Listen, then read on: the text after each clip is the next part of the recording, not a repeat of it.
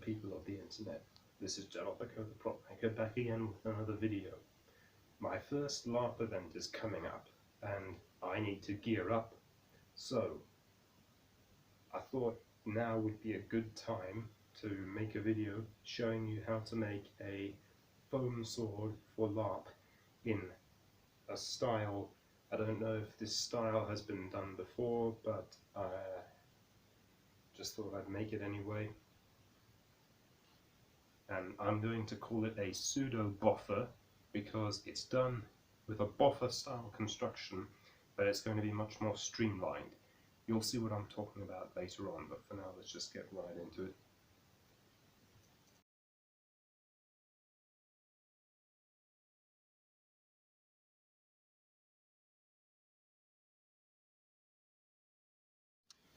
Okay, so here's the stuff you will need to make this pseudo-boffer sword. Firstly, you'll need a core. You can use, the preferred medium is fiberglass rod or carbon fiber rod. You can also use wooden dowel. Pine is good, but Meranti is stronger. But for this, I'm going to be using a piece of an old broken fishing rod, which is made of graphite, and it's light, stiff and flexible. Well, stiff but flexible. And you'll see, using hot glue, I've capped off both ends because the rod is hollow. This is optional, but it does prevent the edge of the rod from cutting into the foam and risk it poking out. So once you've got your core, then you need to find some foam. I've got 2 rolls of foam here, of which I'm using several pieces. I'm using yoga mat foam for my outer padding, and for my interior padding I'm using this thin sleeping mat. Any kind of EVA, closed cell, open cell foam, closed cell foam, whatever you like to call it. You can use EVA floor mats, you can use camping mattress, whatever foam you've got. Some PVC pipe, some cloth, preferably some that is plastic based so that heat will melt it. Some scissors, multiple types, or I'm using multiple types, but you can use one if you like. Just the smaller scissors are better for the more fiddly bits. A knife, preferably like a box cutter or a Stanley knife if you will. I'm using an open L for this purpose. Works just fine for me. A marker pen, doesn't matter what color, just to draw and cut out the foam shapes that you need and measurements, whatever. A ruler, just for small measurements. Some contact adhesive. I'm using alkaline contact adhesive here, but you can use whatever you feel like using. A brush to spread your contact adhesive. A measuring tape. Make sure that it's a measuring tape with both centimeters and inches. That works best for this method. And various types of tape. For this one I'm using sticky tape, cloth tape,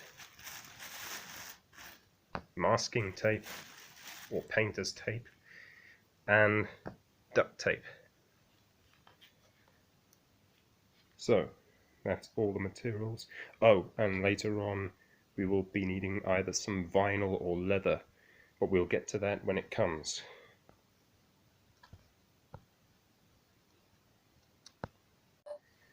So now we've cut out our 3 pieces of foam, because this is going to be a 3-layer build. This piece of the grey sleeping mat here is going to be sandwiched between these 2 layers of the yoga mat. Now the next thing we're going to do is we're going to take these out to the garage and we are going to hit them with the heat gun to straighten them out, and also shall we say,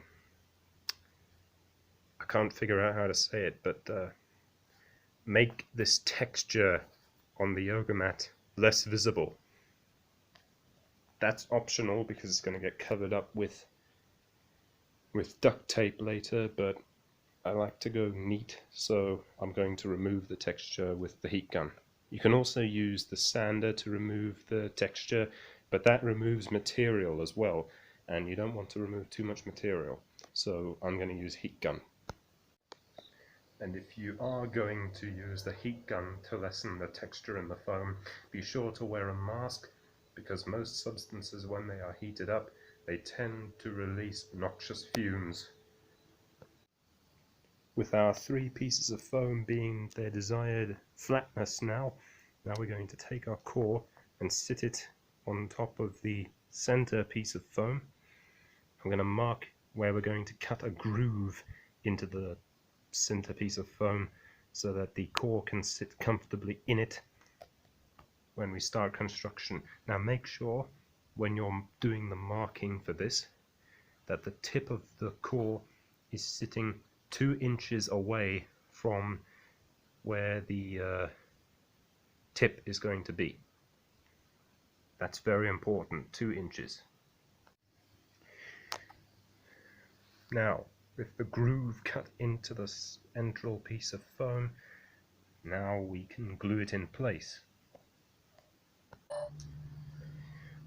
With the core now glued in place, now we can bring in the cloth, and this is what's going to form our stab-proof tip.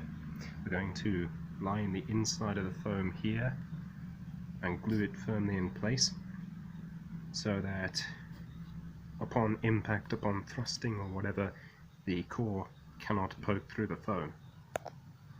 Thrust-proof tip in place, it is time to form what is going to be the blade and glue the 2 side panels in place.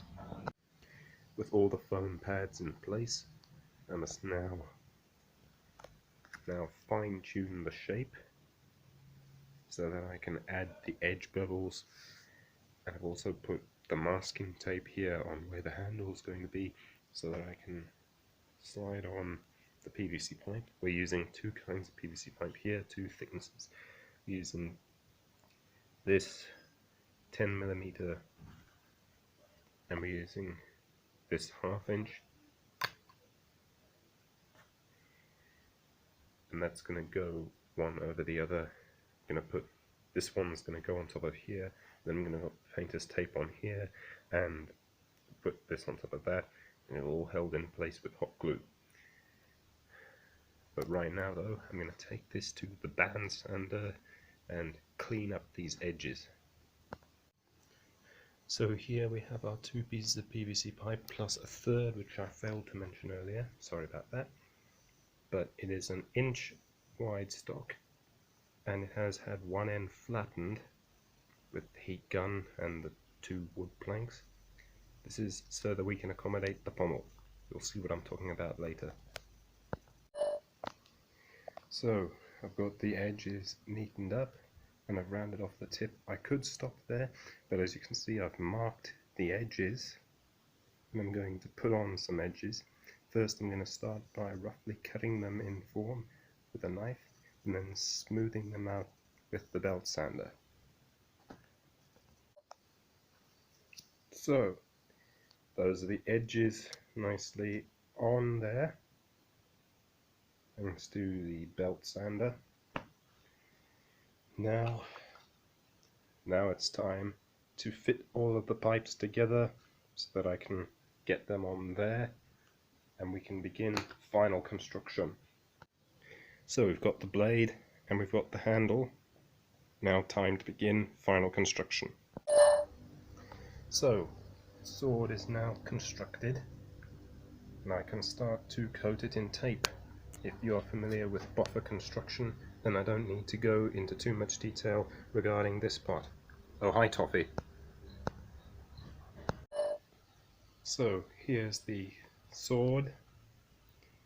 I used duct tape for the blade and electrical, well not electrical, but cloth tape for the guard and pommel.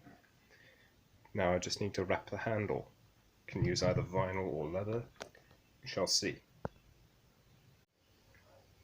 So here is the sword finally done. I've wrapped the handle, I've combat tested it, works fairly well. The only problem was that the tip did start to flare out and delaminate. My solution to that was to simply run my glue gun along the seam and smooth it over and then hit that with some spray paint, and now it's good as new. Thank you for watching. I hope you liked this tutorial on how to make a pseudo-boffer sword. Now if you'll excuse me, I have a debt to settle with a demon queen.